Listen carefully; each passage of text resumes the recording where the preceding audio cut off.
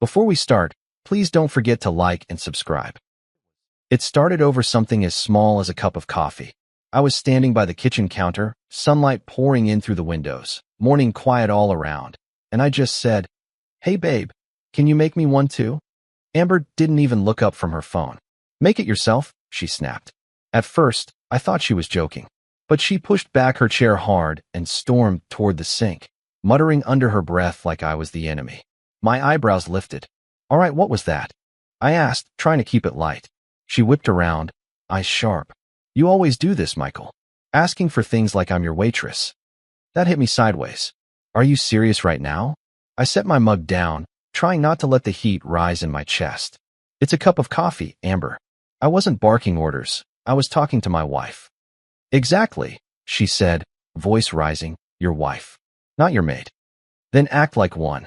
The words shot out before I could catch them. She froze. I instantly regretted it. My heart started pounding, and I took a breath to reel it back. "Amber, no. You know what?" She snapped. "Forget it. You never see it, do you? You think just because you go to work and pay bills, everything else is supposed to revolve around you." My jaw clenched. I asked for one thing, and suddenly I'm selfish. "No, Michael," she said, pacing now. "You are selfish. You always have been." That was it. The line. I grabbed my keys off the hook and shook my head. "I don't know what's going on with you lately, but I'm done playing this guessing game. If you're going to treat me like the bad guy every time I open my mouth, then maybe I should just go clear my head somewhere else." I turned toward the door. "Wait, Michael." I paused. She covered her mouth with both hands. Her whole body trembled as her voice cracked. "I'm pregnant." The words stopped me cold. I turned around slowly, like my body didn't believe it yet. "What did you just say?" She looked up, tears slipping down her cheeks. I'm pregnant." I felt something in my chest shift. The anger drained in an instant. All I could see was her, scared, vulnerable, holding that secret like it was too heavy to carry alone. My breath caught, and for a second, the kitchen didn't feel like a battleground anymore. I walked over and took her hands gently. "Amber, are you serious?" She nodded, and before I could think, I pulled her into me. Held her so close I could feel her heartbeat. I didn't care about the argument, the tone, the shouting. None of it mattered anymore. My world had just changed in one sentence. "I'm gonna be a dad," I whispered. She laughed through her tears. "Yeah, you are." I closed my eyes, forehead against hers, and for the first time in weeks, I felt something click. I don't know what it was. Hope, maybe. Maybe something bigger. And in that moment, all I could think was, everything's about to change. I don't know how I slept that night. Every time I closed my eyes, I'd see it. Amber's face, wet with tears but glowing with something new. That look in her eyes, it hadn't been there in a long time. And now, I couldn't stop smiling. I felt like I was holding a little secret too big for one heart to contain. By morning, I couldn't keep it in anymore. I sat at the kitchen table, same place we'd argued yesterday, but this time I was holding my phone, hands shaking as I typed the words, "I'm going to be a dad."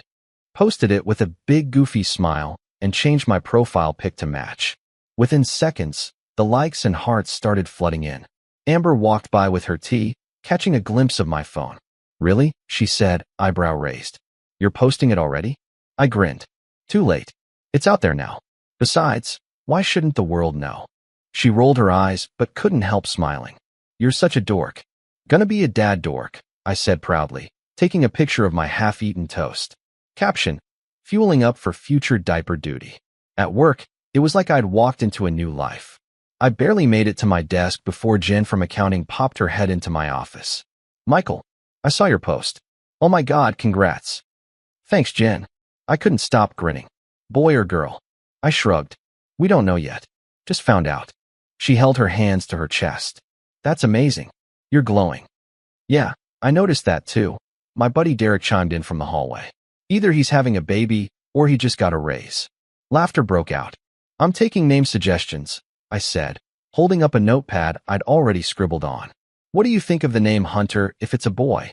Derek grimaced. "Sounds like a golden retriever." I laughed. "Then maybe I'll name him Derek, so I can call him Disappointment every Thanksgiving." That got a full round of howling. Around lunchtime, I snuck out to the corner cigar shop. I'd never been the kind of guy to celebrate with cigars, but it just felt right. I bought a pack of the classic kind, dark brown wrappers in a gold tin. Back in the office, I handed them out like party favors. Isn't this a little old school? One of the interns joked. Exactly, I said. I want my kid to hear this story one day and roll their eyes. The rest of the afternoon, I barely sat down. My phone buzzed nonstop. Texts, comments, congratulations from cousins I hadn't heard from in years. Everyone wanted to know, when's the due date? Do you want a boy or girl? Do you have names picked out yet? I didn't have real answers. But man, I loved pretending I did. I got home earlier than usual that evening. My arms were full. Cigars, a baby name book, a couple of fancy candles Amber always likes, and a small silver bracelet engraved with 2 words, Best Mom. I stood outside the front door for a second, just soaking it in. The house, the silence, the weight of the moment. For the first time in a long while, I felt grounded. Inside that house was my future, my family, and I was ready to give it everything. I came home early, quiet as a thief, key turning slow so the door wouldn't click. I wanted this to be perfect. Candles, the bracelet, that stupid baby book tucked under my arm like a promise. Then I heard laughing. Not the soft, tired laugh Amber uses with me at night. This was sharp, loose, careless. A woman's voice said, "Stop, you're terrible."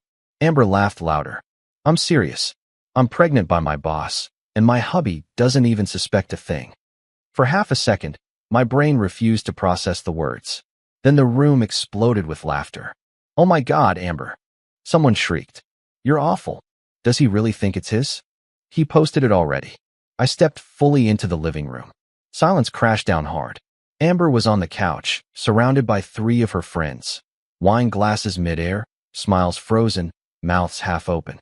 Her face drained of color so fast it scared me. I set the bags down gently on the table. "Say it again," I said calmly. One friend stood up immediately.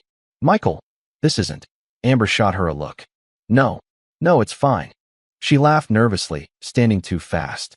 "It was just a joke. You know how they are." I looked at her. Really looked. "A joke," I repeated. "Yes," she said quickly. "Dark humor. Stupid, I know. We were just messing around." One of her friends whispered, "Amber, which part was the joke?" I asked. "The pregnancy, or who the father is." Her lips trembled. "Michael, stop. You're taking this the wrong way." I nodded slowly. "So your boss isn't your boss?" She swallowed. "He is." "And the baby?" Her voice dropped. "Is real." The room felt too small, too tight. "So help me out," I said quietly. "What exactly were they laughing at?" Nobody answered. One friend grabbed her purse. "We should go." "Yeah," another muttered. "This is not our place." They shuffled past me without eye contact. The door closed behind them with a soft click that sounded louder than a gunshot.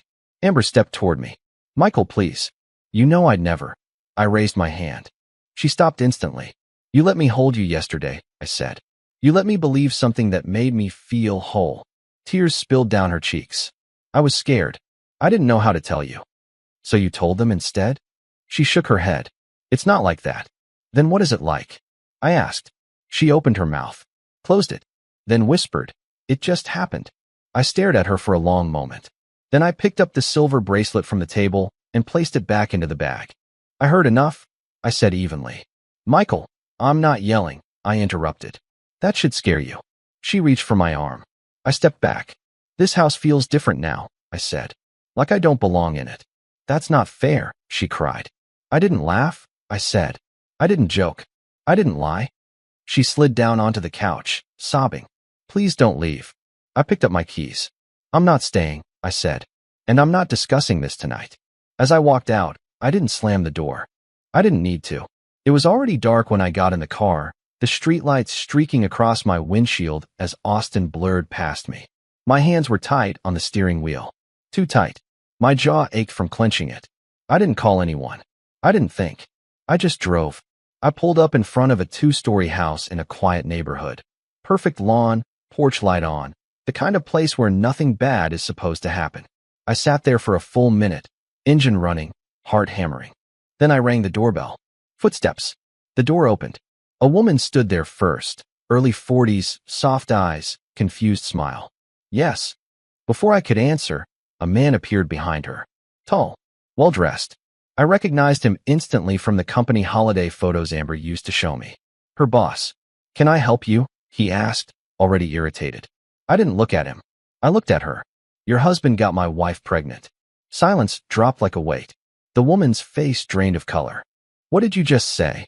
That's a lie, the man snapped. Get off my property. I stepped forward just enough so he couldn't shut the door. Ask him, I said calmly. Ask him why my wife thinks it's funny. His wife turned slowly. Funny, she whispered. What is he talking about? Michael, right? The man said through his teeth. You're confused. You should leave. She stared at him. Do you know this man? He didn't answer fast enough. That was all it took. Her breath hitched. Oh my God, he shoved my chest. Hard. Get out. Now. I didn't push back. I didn't raise my voice. I hope the truth keeps you warm at night, I said quietly. His wife collapsed into the doorframe, covering her face as a sound came out of her I'll never forget. Not a scream. Something worse. Something breaking. Tell me it's not true, she cried. I stepped back. Then another step. I wasn't part of this anymore. I walked to my car as the shouting started behind me. I didn't look back. Dean opened the door in sweatpants, blinking.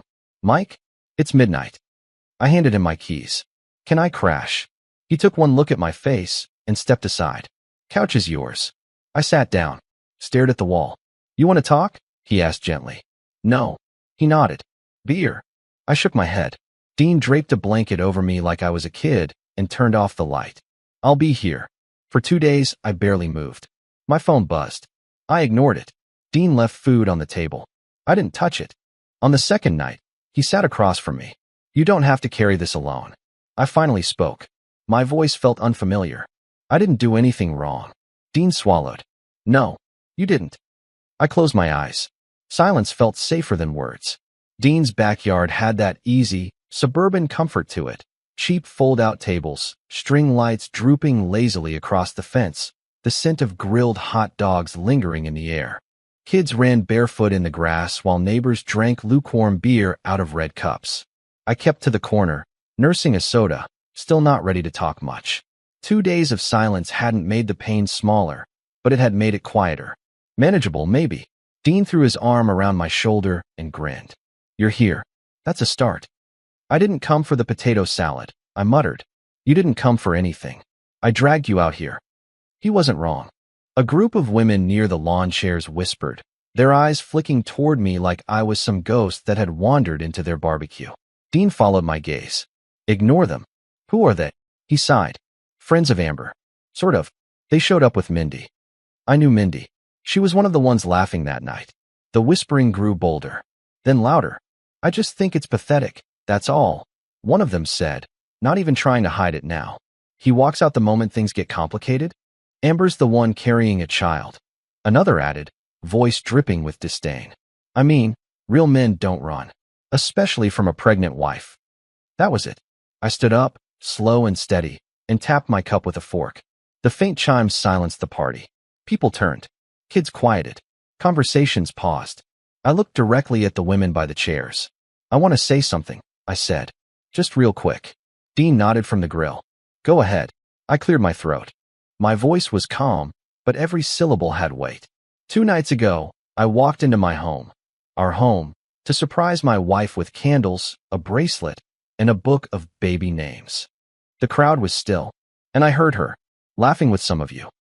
I turned slightly toward Mindy, saying, I'm pregnant by my boss, and my hubby doesn't even suspect. Mindy's face turned red. She said it like a joke. You all laugh like it was a performance. Like betrayal is entertainment. I paused. So no, I didn't walk out because things got hard. I walked out because I was lied to. Humiliated, stripped of every piece of trust I'd built in that relationship. A hush fell over the crowd like a blanket. I looked at the group of women. If you want to defend her, fine. But let's not twist the story.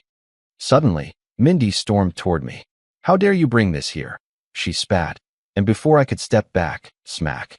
Her hand connected with my face, sharp and hot. Gasps rippled around the backyard. Dean was there in seconds, grabbing her wrist. Get out. Dean, no. You and your little whisper circle. Out.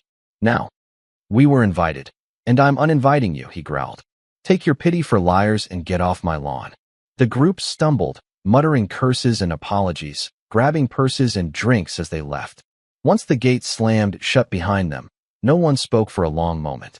Then Dean looked around and said loudly, "Now that the morally bankrupt portion of the guest list is gone, who wants ribs?" A few chuckles broke through the tension. Relief settled in the air, awkward but honest. Someone from across the yard called out, "Hey man, I'm sorry. I didn't know. That's messed up." I nodded once, not needing more. The rest of the night passed in slow, tired waves. A few people came up to pat my shoulder or shake my hand. No one asked questions. No one told me to see both sides. And for the first time since that kitchen argument, I felt something close to peace. Not forgiveness, but maybe the beginning of clarity. The next morning, I found myself outside a beige brick office building tucked between a dental clinic and an old coffee shop downtown. A discreet plaque read, "Elise Graves, Attorney at Law." I stared at it for a long minute before walking in. The front desk woman didn't ask questions. She just handed me a clipboard and said, "You're the noon consult?" I nodded, even though my voice felt stuck somewhere between my chest and throat. 10 minutes later, the door creaked open, and a woman stepped in, mid-50s, iron gray suit. No makeup, eyes that looked like they'd already seen every kind of lie the world could throw. "Mr. Keller?" she asked, extending a hand. "Elise Graves. Come on in." Her office was clean, too clean. A single photo frame sat on her desk. No family, just a quote. "Truth isn't gentle, but it sets you free." She sat down across from me, pulled out a legal pad. "Let's hear it." I told her everything. From the coffee request that turned into a fight, to the hug in the kitchen, to the laughter, and the sentence that broke me. "I'm pregnant by my boss, and my hubby doesn't even suspect." She didn't react, didn't nod, didn't flinch. Just wrote. When I finished, she leaned back in her chair. "I don't take paternity cases often. Too many people lie. And frankly, men wait too long to act." "I'm not here to play victim," I said. She arched an eyebrow. "Good. Because that doesn't help in court. I just want to know the truth." Ms. Graves tapped her pen on the desk. "All right.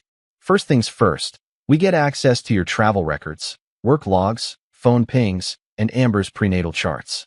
"She hasn't given me any charts." "We'll subpoena them," she said briskly. "And if she refuses, that tells us something too." I swallowed. "How long does this take?" She looked at me directly. Truth moves slow, but it moves. The next week was a mess of paperwork, signatures, and tense silences. Dean helped me dig up travel receipts and forwarded every old calendar invite he could find from our project trip to Denver. I had been gone almost 2 full weeks in mid-June. Amber's first ultrasound was July 14th. When Ms. Graves got the hospital's estimated conception window, she asked me to come in. I knew something was wrong the moment I walked into her office. She didn't say hello, just slid a manila folder across the desk. "Take a look." I flipped it open. Inside was a single highlighted sentence from the doctor's report. Estimated conception, June 12th to 18th. My stomach dropped. Denver, June 10th to 24th. I looked up. My mouth opened. No words came out. Ms. Graves set her pen down gently. "You were out of state." I blinked. "She never visited?" she asked. I shook my head. "We FaceTimed. That's it." She nodded once, eyes softer now. "Michael, biologically, you couldn't be the father." I didn't speak. Not at first. I just stared at the words in that folder, as if staring hard enough might make the date move. But it didn't. The room felt cold. "I thought I was getting my life back," I said quietly. "I thought this was going to fix something between us." Ms. Graves folded her hands. "Some truths heal. Others free you from false hope." I let out a breath that felt like it had been trapped for weeks. This wasn't just betrayal. This was certainty. Unforgiving, undeniable certainty. And somehow, that hurt worse. "While we're here, please press like and let me know you're with me." I parked a few houses down and walked the rest of the way. I don't know why. I guess I didn't want the neighbors peeking through their blinds, watching me carry a bag out of the house I used to call mine. The sun was still up, casting long shadows across the porch.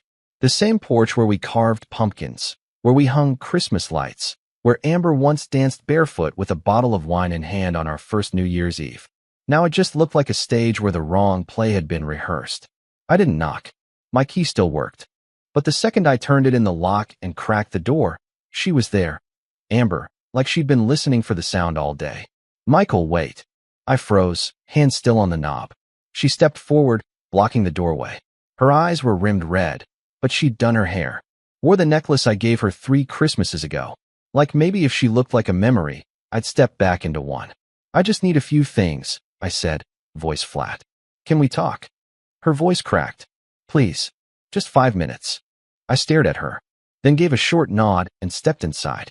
The house smelled like lemon cleaner. The counters were spotless. Everything too in place. I could feel the desperation in the way the room was scrubbed. I walked past her toward the bedroom. She followed. You don't have to do this, she said. We can figure this out. People make mistakes. I turned, just enough to glance at her. Mistakes are one thing, I said. But you didn't trip and fall into a man's bed. She looked away. I opened the closet, pulled out a duffel bag I'd left behind. Started packing, just essentials. A few shirts. Some socks. The hoodie she used to steal when she was cold. Michael, stop. She stepped in front of me again. Her hands grabbed my arm. It's yours, she said suddenly. The baby. I swear to God. I pulled my arm free. She reached again. I messed up, okay? But I'm telling you the truth now. I didn't know how to tell you. I thought if I just kept quiet, maybe we'd be okay. I looked at her for a long moment. Then I said the words I'd been holding in since Ms. Graves showed me that folder. Women always know who the father is, Amber. You just hoped I never would. Her mouth opened, but nothing came out. You didn't lie because you were confused, I added. You lied because the truth was inconvenient. She broke down instantly. Knees gave out. She sank to the floor, both hands covering her face. I didn't mean to, she sobbed. I didn't want it to be like this. I crouched down, not to comfort her, but because I wanted her to hear me from my level. The court results are on the way, I said quietly. But you already know what they'll say. Tears soaked her sleeves. I stood up, slung the duffel over my shoulder. She didn't try to stop me this time. She just sat there on the hardwood, crying into the silence. At the door, I turned once more, not out of regret, but to make sure she understood something final. You didn't just break us, Amber. You buried us. And I'm done digging through the wreckage trying to find something worth saving. I walked out and didn't look back. This time, the door didn't echo. It just shut. The courtroom was quieter than I expected.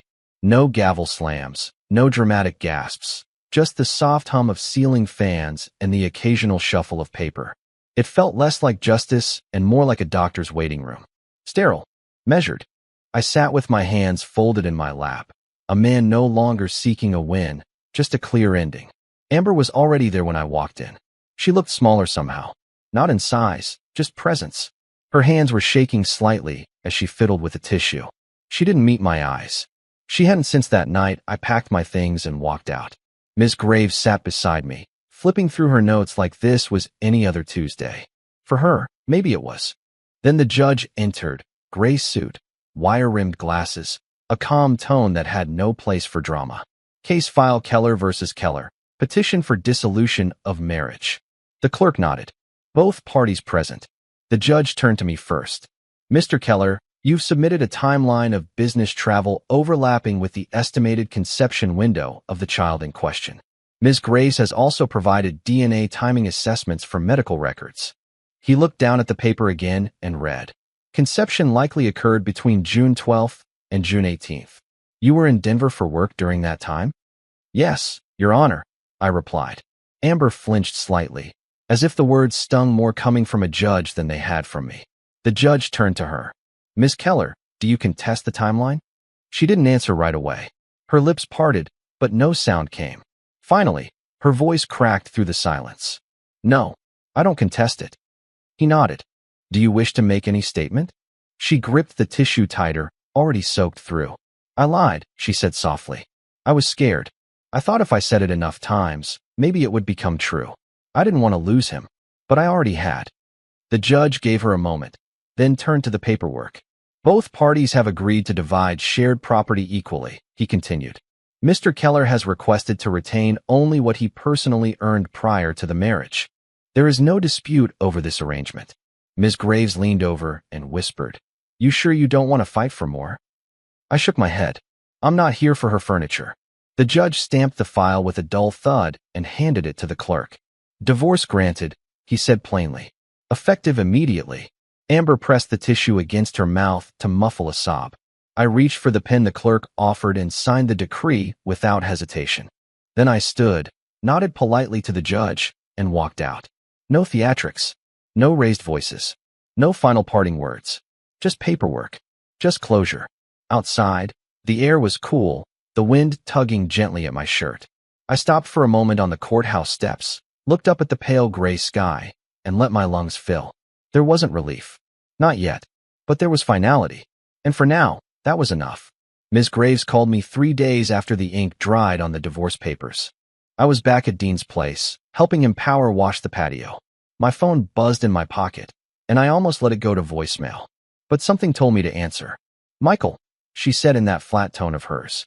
"There's a paternity case scheduled Friday. Amber's boss is named in it." I wiped my hands on a rag. "And it's public record. You're not required to be there, but I thought you might want to hear it from a judge." I didn't reply. She added, "He's contesting responsibility.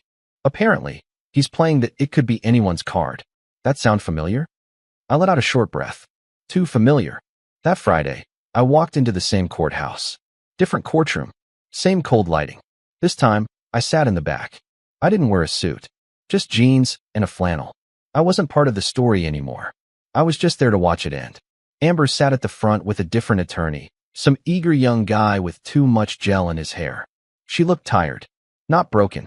Just used up, like a person who's been running from the truth and finally hit a wall. And then he walked in. The boss. Andrew Lang. Wearing a tailored suit, checking his watch like this was a parking ticket hearing. His lawyer looked even worse. Slick, smug, and trying too hard. When the judge entered, the room settled fast. "This court is reviewing the matter of paternity and financial obligation in the case of Amber Keller and Andrew Lang," she began, flipping through the file. "Per the court-ordered DNA results submitted last week, Mr. Lang has been confirmed as the biological father with 99.9% certainty." Lang didn't flinch. Amber closed her eyes. The judge continued. "Given the results and the timeline provided by both parties, Mr. Lang will be required to pay child support in accordance with Texas state law." Lang's lawyer stood. "Your Honor, my client is willing to comply with financial obligations, but we would like the court to acknowledge that no long-term relationship exists between these parties, and that there will be no legal pursuit of marriage or shared custody beyond the required financial contribution." The judge frowned. "That's not for you to declare, counsel. The court isn't here to arrange a wedding." Lang muttered just loud enough for the courtroom to hear. "I'll pay child support, but I'm not marrying her." Amber didn't react. Not with words, anyway. Her head dipped slightly. Shoulders tensed. She pressed her lips together like she was holding in everything that wanted to break loose. The judge looked toward her. "Miss Keller, do you wish to address the court?" She shook her head. Silence settled again, but her eyes shifted. To me. I saw it, clear as day across the room. She knew I was there. Had probably known since the moment she walked in. And now she was looking at me like the room was empty, and this was the last thing she'd ever get to say. But she didn't say it. Her gaze was full of things she couldn't speak. Regret, shame, maybe something close to apology. I didn't return it. Not out of cruelty, but because that chapter wasn't mine to read anymore. The judge banged the gavel once. "This hearing is concluded." Lang walked out first. Fast. Like the truth didn't weigh anything to him. Amber sat there another moment, still looking at me. Then slowly, she stood and left without a word. And I stayed seated, long after the courtroom was empty. Not because I needed anything from her, but because I wanted to feel what it was like to be the one who finally stayed calm when someone else's world fell apart. The bell above the diner door jingled, same as it had since the 70s. I'd been coming here since college. Cheap eggs, refillable coffee, and a kind of silence that didn't ask for anything back. I was already at our usual booth when Dean slid in across from me, still brushing rain off his sleeves. He looked at me for a second before speaking. "You look human again," he said. I smirked. "Thanks for lowering the bar." The waitress, Janine, always remembered our names, came by with 2 chipped mugs and a fresh pot of coffee. "Y'all want food or just the therapy blend?" "Just the coffee," I said. Dean nodded. "Make it strong." He's finally saying words again. She smiled kindly and walked off, leaving us in a cocoon of warm light and clinking silverware. Dean leaned forward, studying me. "So, that it? Everything settled?" Court said it's over, I replied. Paperwork signed. Custody decided. Payments arranged. You go to the paternity hearing? I nodded once. And he asked. I took a slow sip before answering. It wasn't a surprise. It was just final. Dean looked down at the table, tracing the edge of a sugar packet with his finger. Man, I gotta be honest. I didn't think you'd come through this standing upright. Yeah, I murmured. Neither did I. He met my eyes again. So how are you? Actually. There was a pause, long enough to let the air settle. Then I said it, soft, but clear. It's better to live with the bitter truth than with a sweet lie. Dean let out a slow breath and nodded, almost like a quiet applause. You know, he said, most guys in your shoes would have done something reckless. Gone off the rails. Gotten mean. You didn't. I thought about it, I admitted. But I think the damage was loud enough without me adding more noise. We sat in silence for a moment, just sipping coffee, letting the quiet carry some of the weight. Outside the window, the rain had slowed to a gentle drizzle. Inside, the clink of dishes, the hiss of the griddle, the low hum of life going on, it all felt distant but grounding. Dean cleared his throat. So what now? I don't know, I said. Sleep. Work. Maybe buy a new coffee maker. That's your big plan? For now. He chuckled. You're really okay? I thought about that for a second. No, I answered. But I will be. We sat there a while longer. No big speeches. No dramatic moments. Just two friends drinking coffee in a quiet booth on a gray morning. One of them a little more whole than he'd been the week before. And maybe that was enough. It was one of those warm Texas afternoons where the sun hits just right on the pavement, bright enough to sting your eyes, quiet enough to hear your own footsteps. I had just loaded a bag of groceries into the trunk and was sliding the cart into the return slot when I heard a familiar voice behind me. Michael. I turned. There she was. Amber. Hair curled perfectly, makeup done like she had somewhere expensive to be, sunglasses pushed up on her head. Behind her, a brand new black SUV gleamed under the sunlight, polished and proud like it had something to prove. I hadn't seen her in months. She looked good, and that surprised me more than it should have. Hey, I said, calm as I could manage. She took a slow step toward me, hands tucked in the pockets of her beige designer coat. I didn't think I'd run into you out here. It's just groceries, I said with a shrug. She gave a soft laugh. Right. There was a moment of stillness, neither of us sure how much space to leave. Then she tilted her head slightly. I heard you moved out of Dean's place. I did. You doing all right? I nodded once. Yeah. She looked down for a second, then back up at me. Things have been different. I mean, the settlement helped. And Andrew, he's doing what he's legally supposed to do, financially at least. She gestured toward the SUV, as if the vehicle itself answered a question I hadn't asked. But it's not what I thought it would be, she added, her voice quieter now. He shows up with money, but not much else. Doesn't call. Doesn't ask. I didn't respond. She continued, the baby's healthy. Beautiful. He has these eyes that don't belong to Andrew. They're soft. Thoughtful. The kind that follow you around the room like they're waiting for something. Every time he looks at me, it's like he's asking a question I don't know how to answer. Her voice cracked just slightly. I just thought if I could give him a good life, maybe it would make things better. Easier. But money doesn't. Hold him when he cries at 3 a.m. Or tell him who he is. Or where he came from. I still hadn't said a word. She looked at me again. Really looked, and asked, do you hate me? I shook my head slowly. No. Then what do you feel when you see me? I thought about it for a long second. Then answered, I'm glad you're doing okay. She blinked, surprised. Maybe expecting more. Maybe hoping for it. But I didn't give her anything else. I glanced at the sky, then back toward my car. I should go. She nodded, lips pressed tight. Take care, Amber. You too, she said softly. I got in, shut the door, and backed out without looking in the rearview mirror. As I pulled away, I saw her in my side mirror, still standing there, not moving, watching the car disappear through the parking lot like it was the last line of a book she'd already reread too many times. I turned the corner and let the sunlight hit my hands on the wheel. All I could think was, you can buy a better car, a bigger house, a life that looks shinier in photos. But you can't buy back the people who were once around your dinner table, or the kind of love that trusted you with their silence. You can't pay your way into peace. Some things you only get once. And if you trade them for comfort, you'll spend the rest of your life seeing them in someone else's eyes. That was the end of my story. Amber never said another word to me after that day in the parking lot. But sometimes I wonder, if you were in her shoes, would you have told the truth sooner or kept hiding it like she did? Drop your answer in the comments. I'm really curious how others see it. And hey, if this story made you feel something, go ahead and like the video and hit subscribe for more.